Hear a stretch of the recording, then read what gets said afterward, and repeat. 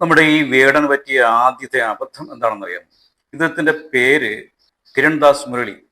കിരൺദാസ് മുരളി എന്ന് അദ്ദേഹത്തിന് പേരിട്ടതാണ് അദ്ദേഹത്തിന് ആദ്യം പറ്റിയൊരു അബദ്ധം. ഇതിന്റെ അമ്മയാണ് എനിക്ക് ഈ പേരിട്ടത് എന്ന് വേണമെങ്കിൽ അദ്ദേഹത്തിന് ന്യായം പറയാം. പക്ഷേ ഇവിടെ ന്യായം പറയാൻ ഈ വേടനെ പോലുള്ളവർക്ക് അവകാശമില്ല. നമ്മൾ പറയും, അത് വേടൻ കേൾക്കണം.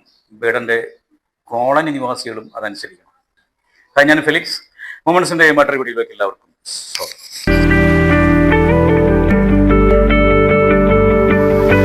ഈ ആദിവാസി ഊരാളന്മാർക്ക് ചോരൻ, ചേരൻ, ചക്കി, ചക്കി, മാക്കി അങ്ങനെയൊക്കെയുള്ള പേരുകൾ മാത്രമേ ഇടാൻ പാടുള്ളൂ. വേട കറുത്തവന്, നിന്റെ മാതാപിതാക്കളാണ് നിനക്ക് പേരിട്ടതെങ്കിൽ നിനക്ക് ബോധം വന്നതിന് ശേഷമെങ്കിലും ആ പേര് മാറ്റാൻ കഴിയുമായിരുന്നില്ലേ? ആ കലിപ്പാണ് ഇപ്പൊ നീ പോലീസുകാരിൽ നിന്ന് നീ കാണുന്നത്. ഒരു കിരൺദാസ് മുരളി എന്നൊരു ഭാവം. ഈ ഷൈൻ ടോം ചൊക്കെ ആണെങ്കിൽ അവർ നോട്ടീസ് കൊടുക്കും. എടാ മോനെ, നിനക്ക് പോലീസുകാരെ ഒന്ന് കാണാൻ ആഗ്രഹമുണ്ടോ? നിനക്ക് പോലീസ് സ്റ്റേഷനിൽ ഒന്ന് വരാൻ പറ്റുമോ എന്ന് അവർ ചോദിക്കും. അതേസമയം വേടനാണെങ്കിൽ നിന്റെ ചുറ്റും പോലീസുകാരുണ്ടാവും. നിന്റെ നിന്റെ രണ്ട് കൈയൊക്കെ പിടിച്ച് ഇങ്ങനെ പോലീസുകാർ അത്തോട്ട് കൊണ്ടുപോകും. അതായത് ഇല്ല, തീവ്രവാദികളെ കൊണ്ടുപോകുന്നത് പോലെ. അതിപ്പോൾ നിനക്ക് ഈ സമയം കൊണ്ട് നിനക്ക് മനസ്സിലായിട്ടുണ്ടാവുമല്ലോ. ഇനിയിപ്പോൾ നിന്റെ ഈ കഴുത്തിൽ തൂങ്ങിക്കിടക്കുന്നത് ഒരു പുലിപ്പൽ അല്ലെങ്കിൽ പോലും, അതൊരു പ്ലാസ്റ്റിക്കോ അല്ലെങ്കിൽ ഒരു ഫൈബറോ ഒക്കെ ആണെങ്കിൽ പോലും അതവർ യഥാർത്ഥ പുലിപ്പല്ലാക്കും, നിന്നെ കുരുക്കും. കാരണം നിന്നെ അകത്താക്കുക എന്നുള്ളതാണ് അവരുടെ പരമമായ ലക്ഷ്യം. ഈ ഷൈൻ ടോം ചാക്കയും സംഘവും ഹോട്ടലിൽ ടക്സ് ഉപയോഗിക്കുന്നു എന്നുള്ള ഒരു രഹസ്യ വിവരത്തിന്റെ അടിസ്ഥാനത്തിലോ അല്ലെങ്കിൽ ഈ പോലീസിന്റെ നിരീക്ഷണത്തിൽ നിന്നോ കിട്ടിയ അറിവനുസരിച്ചാണ് അവിടെ പോലീസ് എത്തുന്നത്. ആ പോലീസ് എത്തി എന്നറിഞ്ഞപ്പോൾ ഷൈൻ ടോം ചാക്കോ ആ ഹോട്ടലിന്റെ ടെറസിൽ നിന്ന് ചാടിയതും ഓടിയതും ഒക്കെ ഉള്ള കഥകൾ എല്ലാവർക്കും അറിയാം. പറയേണ്ട ആവശ്യമുണ്ടെന്ന് എനിക്ക് തോന്നുന്നില്ല. ഇവിടെ ഈ ഷൈൻ ടോം ചാക്കോയുടെ സ്ഥാനത്ത് നമ്മളെ വേടനായിരുന്നുവെങ്കിൽ, ഇങ്ങനെ ഹോട്ടൽ മുറിയെടുത്ത് ഇങ്ങനെ ടച്ച് അടിക്കുന്നവരനുസരിച്ച് പോലീസ് വരുന്നു, നമ്മുടെ വേടൻ ചാടി ഓടുന്നു. ചാടി ഓടിയാൽ ഇതിന്റെ പിന്നാലെ പോലീസ് ഉണ്ടാവും. വേടൻ എവിടെയൊക്കെ പോകാൻ, എവിടെയൊക്കെ സഞ്ചരിക്കാൻ സാധ്യതയുള്ളൂ ആ റോഡുകളൊക്കെ പഴുതടച്ചടയ്ക്കും. അതുപോലെ എവിടെയെങ്കിലും ചെക്ക് പോസ്റ്റ് ഉണ്ടെങ്കിൽ ആ ചെക്ക് പോസ്റ്റും ഒക്കെ ഇവർ ബന്ധാക്കിയതിന് ശേഷം ഇവർ നേരെ പോകുന്നത് നമ്മുടെ വേടന്റെ കോളനിയിലേക്കായിരിക്കും. കോളനിയിൽ പോയിട്ട് വേടൻ എവിടെയാണ് വേടനെ കാണിച്ചു കൊടുക്കുന്നത് വരെ ആ കോളനി നിവാസികളെല്ലാം ഇവരെ കുതിരെ തല്ലും. എന്നിട്ട് വേടന് വളരെ അടുത്തുള്ള, വളരെ ബന്ധുക്കളെ, വളരെ റിലേറ്റീവായിട്ടുള്ള, വളരെ അടുത്തുള്ള ചില റിലേറ്റീവ്സിനൊക്കെ ഇവർ കസ്റ്റഡിയിൽ എടുത്ത് കൊണ്ടുപോകും. അതിനുള്ള കേസൊക്കെ അവർ ഉണ്ടാക്കിക്കൊള്ളും. അടുത്ത ദിവസം പോലീസിന്റെ കഞ്ചാവ് വേട്ട, ശുഷ്കാന്തി എന്നൊക്കെ പറഞ്ഞ് പോലീസിനെ വാഴ്ത്താൻ പ്രധാനമായിട്ടും ചില 2 ചാനൽ ഉണ്ടാവും ഈ പോലീസിനെ ഇങ്ങനെ വാനോളം പുകഴ്ത്താൻ. ഇപ്പോഴും താങ്കളെ കുറിച്ചുമൊക്കെ ഇവർ ചെയ്തുകൊണ്ടിരിക്കുന്നത് ഇത് തന്നെയാണ്. അതായത് താങ്കളെ ഇകഴ്ത്താൻ, താങ്കളെ ഇല്ലാതാക്കാൻ ഈ കൊട്ടേഷൻ കിട്ടിയതുപോലെയാണ് ഇപ്പോൾ ഈ ചാനലുകളൊക്കെ പ്രവർത്തിച്ചുകൊണ്ടിരിക്കുന്നത്. അതായത് ഇപ്പോൾ അവരുടെ ഹെഡ്ലൈനൊക്കെ നമ്മൾ വായിച്ചു കഴിഞ്ഞാൽ വേടൻ വലയിലായി, കഞ്ചാവ് തുന്നിയ തൂവാരയോ അങ്ങനെയൊക്കെ പറഞ്ഞുള്ള ചില ഹെഡ്ലൈനൊക്കെയാണ് ഇവർ ഇങ്ങനെ കൊടുത്തുകൊണ്ടിരിക്കുന്നത്.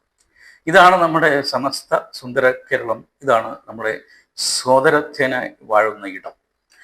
ഈ ചില ചാനലിലൊക്കെ നിന്റെ പേര്, ഈ വേടന്റെ പേര് പറയാതെയാണ് ഇവരിങ്ങനെ വാർത്തകൾ പറഞ്ഞുകൊണ്ടിരിക്കുന്നത്. ഞാൻ 1-2 ചാനലുകളൊക്കെ ഇങ്ങനെ ഈ ന്യൂസ് എന്താണെന്ന് അറിയാനായിട്ട് കാണുകയുണ്ടായി. ആ കണ്ട സമയങ്ങളിലൊന്നും യഥാർത്ഥത്തിൽ വേടന്റെ യഥാർത്ഥ പേര് എന്താണെന്ന് എനിക്ക് മനസ്സിലായില്ല. ഈ ചാനലുകൾ നിന്റെ പേര് മറച്ചു വെച്ചുകൊണ്ടാണ് വേടൻ വേടൻ വേടൻ എന്ന് പറഞ്ഞുകൊണ്ടാണ് ഒരു വാർത്തകൾ ചെയ്യുന്നത്. അതായത് യഥാർത്ഥത്തിൽ നീ വേടനാണ്. നിന്നെ പൂണൂലണിയിക്കാൻ ഒരു എംബ്രാക്കന്മാരും നിന്നെ അനുവദിക്കില്ല എന്നാണ് ഇവർ ഈ പറയുന്നതിൻ്റെ ഒക്കെ ധ്വനി.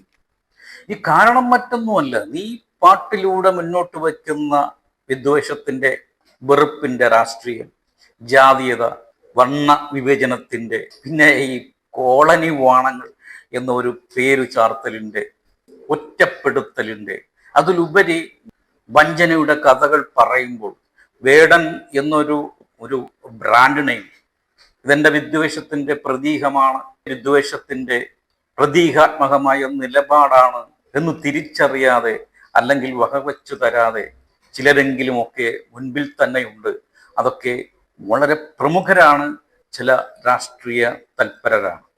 അധകൃതരായ ബഹുഭൂരിപക്ഷത്തിന്റെ മേലുള്ള വേടന്റെ പാട്ടിലൂടെയുള്ള ഈ ബോധ്യപ്പെടുത്തൽ അവരെ അസ്വസ്ഥരാക്കുന്നു, അലോസരപ്പെടുത്തും. ഇതിലൊരു പ്രമുഖൻ അദ്ദേഹത്തെ ഈ വർണ്ണവിവേചനത്തിന്റെ അല്ലെങ്കിൽ ജാത്യതയുടെ തീണ്ടലൊന്നും ഇല്ലെങ്കിലും അദ്ദേഹത്തെ അലോസരപ്പെടുത്തുന്നത് എന്താണെന്ന് എനിക്ക് ബോധ്യം വരുന്നില്ല. ഒരു ആദിവാസി റാപ്പ് കോപ്പ് എന്നൊക്കെ ഉള്ളൊരു ഭാവമാണ് അദ്ദേഹത്തിന്. ഇനിയിപ്പോൾ നമ്മൾ ആ വീഡിയോ ആണ് കാണാൻ പോകുന്നത്. മറ്റാരുമല്ല, നമ്മുടെ കമാൽ പാഷ, മുൻ ജഡ്ജി കമാൽ പാഷ സാർ. ഇതുവരെ അദ്ദേഹം പ്രൈം വിറ്റ്നസിന് വേണ്ടിയിട്ടാണ് അദ്ദേഹം വീഡിയോകൾ ചെയ്തുകൊണ്ടിരുന്നത്. ഇപ്പോൾ എനിക്ക് തോന്നുന്നത് അദ്ദേഹം സ്വന്തമായിട്ടൊരു യൂട്യൂബ് ചാനൽ തുടങ്ങിയിട്ടുണ്ടെന്നാണ് ഞാൻ മനസ്സിലാക്കുന്നത്. ആ യൂട്യൂബ് ചാനലിന്റെ പേര് ജസ്റ്റിസ് കമൽ പാഷ എന്ന് തന്നെയാണ്. അപ്പൊ നമുക്ക് ആ വീഡിയോ ഒന്ന് കാണാം. ഇന്നലെ ഉണ്ടായ ഒരു സംഭവം, അതിന്റെ ക്യാപ്ഷൻ വളരെ ക്യാച്ചിങ് ആണ്. അതിന്റെ തലക്കെട്ട് എന്ന് പറയുന്നത് വേടൻ വലയിലായി എന്നിരുന്നു. ഓരോ പേരുമൊക്കെ ഇട്ട് ഇതുപോലെ കുറെ കൊനാമ്പിച്ചുകളൊക്കെ കാണിക്കുന്ന കുറെ ആളുകളുണ്ട്. അപ്പൊ അതിനൊക്കെ എന്ത് കണ്ടാലും ഈ ചെണ്ടപ്പുറത്ത് കോല് വീണാൽ ആൾ കൂടുമല്ലോ എന്ന് പറഞ്ഞതുപോലെ ഇപ്പൊ ഈ ചെറുപ്പക്കാര് പിള്ളേർക്ക് ഇങ്ങനെയുള്ള ചില കാര്യങ്ങളാണ് റാപ്പേഴ്സ് എന്നൊക്കെ പറയും. അപ്പൊ അത് ഇപ്പൊ ചിലർക്കൊക്കെ എന്തുമാത്രം കയ്യടിയൊക്കെ കിട്ടുന്ന ആളുകളുണ്ടെന്നറിയാം ഇതിനകത്ത്. അതിലെ ആളെ പേരൊന്നും ഞാൻ പറയുന്നില്ല. ചിലർ സിനിമയിലൊക്കെ അഭിനയിച്ചു തുടങ്ങിയിട്ടുണ്ട്. ഈ റാപ്പേഴ്സ് എന്നൊക്കെയുള്ള പേരിലുള്ള ആളുകൾ അവരിങ്ങനെ കുറെ പാട്ടുമൊക്കെ പാടി ഇങ്ങനെ നടന്നു കഴിഞ്ഞാൽ ഈ മുടിയും താടിയൊക്കെ വളർത്തി അല്ലെങ്കിൽ അതൊക്കെ ചെയ്ത് ഇതൊക്കെ കഴിഞ്ഞ് കഴിയുമ്പോൾ ഇതൊക്കെ ഇങ്ങനെ നടന്നു കഴിയുമ്പോൾ അവർക്ക് തോന്നും ഈ കലാകാരനാകണം എന്നുണ്ടെങ്കിൽ കഞ്ചാവ് വലിക്കണം, നിർബന്ധമാണ്. അപ്പൊ ഇയാളെ കൂടെ ഉണ്ടായിരുന്ന 8 പേരെയും അങ്ങനെ ജാമ്യത്തിൽ വിട്ടു. ഇയാളെ പിന്നെ വിടാൻ പറ്റുന്നില്ല. അതിന്റെ കാര്യം എന്താ? ഇയാളെ പരിശോധിച്ച് വന്നപ്പോൾ ഇയാളെ ഈ വേടൻ എന്നുള്ള ഇതല്ലേ വരുന്നത്. വേടന് മഴു വേണമല്ലോ. ഇത് ആളുകളെയൊക്കെ വെട്ടിക്കൊല്ലാൻ വലിയ സാധനമാണ് ഈ മഴു എന്നൊക്കെ പറയുന്നത്. വളരെ വലിയ ഉപദ്രവമുള്ള ആയുധമാണ് അത്. ആംസ് ആക്ട് അനുസരിച്ച് ഒഫൻസാണ്. പിന്നെ വേറെ ഏതാണ്ട് വലിയ കത്തി ഇതെല്ലാം ഉണ്ട്. അപ്പൊ ഇതെല്ലാം കൂടെ വേടൻ്റെ കയ്യിൽ നിന്ന് കണ്ടെടുത്തതോടുകൂടി ആംസ് ആക്ട് അനുസരിച്ചുള്ള ഒഫൻസ് വരും. അത് നോൺ ബെയിലബിൾ ഒഫൻസ് ആണ്, ജാമ്യം കിട്ടുന്ന കാര്യമല്ല. പിന്നെ അടുത്തത്, ഇയാള് ഏതാണ്ട് ഒരു കഴുത്തേലൊരു മാല ഇട്ടിട്ടുണ്ട്. അത് നോക്കിയപ്പോൾ അതിനകത്തൊരു പുലിയുടെ പല്ല്. അപ്പൊ ഇത് ആരാണ്ട് കൊടുത്തതാണ്, ആരാണ്ടായിരുന്നു വാങ്ങിച്ചാണ്. ഇവന്മാർക്ക് ഇതൊക്കെ ഇല്ലാതെ പറ്റത്തില്ല, വേടനല്ലേ. അപ്പൊ പുലിയുടെ പല്ലും ഒക്കെ വേണം. ആർട്ടിഫിഷ്യൽ ആയിരുന്നെങ്കിൽ കുഴപ്പമില്ല, ഒറിജിനൽ പല്ല് പുലിയുടെ. അപ്പൊ എന്തായാലും പുലി വാ തുറന്ന് നിന്നു കൊടുക്കത്തില്ലല്ലോ ഈ പല്ലെടുക്കാനായിട്ട്. ഈ പുലിയെ തല്ലിക്കൊന്ന് അല്ലെ വെടിവെച്ച് കൊന്ന് അതിന്റെ പല്ല് ആരോ എടുത്തത് ഈ അവന് കിട്ടിയേക്കുന്നതാണ്. ഏതായാലും ആ പല്ല് എടുത്തു. ഒരു അനിമലിന്റെ ഭാഗം യൂസ് ചെയ്യുക എന്ന് പറയുന്നത് വൈൽഡ് ആനിമലിന്റെ വലിയൊരു ഒഫൻസാണ് കേട്ടോ. വൈൽഡ് ലൈഫ് പ്രൊട്ടക്ഷൻ ആക്ട് അനുസരിച്ചുള്ള ഒഫൻസാണ്. അപ്പം പിന്നെന്താ, അത് വനപാലകർക്ക്, നമ്മുടെ ഫോറസ്റ്റുകാർ വന്ന് കയറി അവർക്കൊക്കെ കൊടുക്കണം. അവർ കേസെടുക്കും. എടുത്തു കഴിഞ്ഞാൽ ഇത് എങ്ങനെയായാലും അകത്താ വലിയ പാടാണ് ഇതിന്ന് ഊരിപ്പായി. അദ്ദേഹം ആ വീഡിയോയിൽ നമ്മുടെ ഈ കിരൺദാസിനെ കുറിച്ചൊക്കെ വളരെ പുച്ഛത്തോടു കൂടിയാണ് അദ്ദേഹം സംസാരിക്കുന്നത്. കിരൺദാസ് മുരളി എന്നുള്ള പേര് പോലും ഉച്ചരിക്കുന്നത് അദ്ദേഹത്തിന് ഒരു വെറുപ്പുള്ളത് പോലെയൊക്കെയാണ് നമുക്ക് ഫീൽ ചെയ്യുന്നത്, അല്ലേ? അതായത് ഈവൻ കുറെ നാൾ അകത്ത് കിടക്കും എന്നുള്ളൊരു ഭാവമാണ് നമ്മുടെ മുൻ ജഡ്ജിക്കുള്ളത്. ഇപ്പൊ നിയമപരമായി നമ്മൾ കറക്റ്റായിട്ട് നിയമം പാലിച്ചുകൊണ്ട് ഓൺലൈൻ വഴി തന്നെ നമുക്ക് ഈ പുലിപ്പല്ലോ അല്ലെങ്കിൽ പുലിനഖങ്ങളോ നമുക്ക് ഓർഡർ ചെയ്ത് എടുക്കാൻ പറ്റും നിയമപരമായി. ഞാൻ നിയമപരമായി പറഞ്ഞില്ലേ, അതുപോലെ എടുക്കാൻ പറ്റും എന്നാണ് എൻ്റെ അറിവ്. അതായത് ഇപ്പോൾ നമുക്ക് ആനക്കൊമ്പ് നമുക്ക് മോഹൻലാലിനെ പോലെയുള്ളവർക്കൊക്കെ നമുക്ക് കൈവശം വെക്കാം. മോഹൻലാലിനെ പോലെയുള്ളവർ ആരും അറസ്റ്റ് ചെയ്യില്ല, ചോദ്യം ചെയ്യില്ല. ഒരു പക്ഷേ മോഹൻലാലിനെ കാണാൻ പോലും, ഒരു അഭിമുഖത്തിന് പോലും ഒരു പക്ഷേ പ്രത്യേക അനുവാദം വാങ്ങിച്ചിട്ടായിരിക്കാം ഇവർ മോഹൻലാലിനെ കണ്ടിട്ടുള്ള സംസാരിച്ചിട്ടുണ്ടാവുക. അതെന്താ സാറേ, ഒരു രാജ്യത്ത് 2 നിയമം? ഇതാണോ സാറേ സോദര സ്നേഹം? ഇദ്ദേഹം ഈ വീഡിയോയിൽ പറഞ്ഞൊരു 1-2 കാര്യങ്ങൾ കൂടി നിങ്ങളുടെ പ്രത്യേക ശ്രദ്ധയ്ക്ക് കൊണ്ടുപോകാൻ വേണ്ടിയാണ് ഞാൻ ഒന്നുകൂടെ റിപ്പീറ്റ് ചെയ്ത് പറയുന്നത്. അതായത് കഞ്ചാവ്, അവിടെ നിന്ന് ഇപ്പോൾ ഈ വീടൻ താമസിച്ച് ആ ഫ്ലാറ്റിൽ കയറിയപ്പോൾ കഞ്ചാവ് കിട്ടി, ഒക്കെ ശരിയാണ്. ഇപ്പോൾ ലഹരിയെ നമ്മളാരും പ്രോത്സാഹിപ്പിക്കുന്നില്ല. മാത്രമല്ല വേടൻ ഒരു ജനസമ്മതിയുള്ള ഒരു ചെറുപ്പക്കാരനാണ്. അങ്ങനെ ആകുമ്പോൾ വേടൻ യഥാർത്ഥത്തിൽ എല്ലാവർക്കും മോഡലാകേണ്ട ഒരാളാണ്, മാതൃകയാകേണ്ട ഒരാളാണ്. അദ്ദേഹം തെറ്റ് ചെയ്തിട്ടുണ്ടെങ്കിൽ തീർച്ചയായിട്ടും ശിക്ഷ അനുഭവിക്കേണ്ടേ, അതിലാർക്കും തർക്കമുണ്ടെന്ന് എനിക്ക് തോന്നുന്നില്ല. ഈ ജഡ്ജി അദ്ദേഹം പറയുന്നത് വേടന്റെ ആ ഫ്ലാറ്റ് പരിശോധിച്ചപ്പോൾ ചില മാരകായുധങ്ങൾ, അതായത് ഇങ്ങനെ മഴ പോലുള്ളൊരു ആയുധം, പിന്നെ കത്തി, അങ്ങനെയുള്ള ചില ഈ മാരകായുധങ്ങളൊക്കെ എന്നാണ് അദ്ദേഹം പറയുന്നത്. മാരകായുധങ്ങളൊക്കെ കിട്ടി എന്നാണ് അദ്ദേഹം പറയുന്നത്.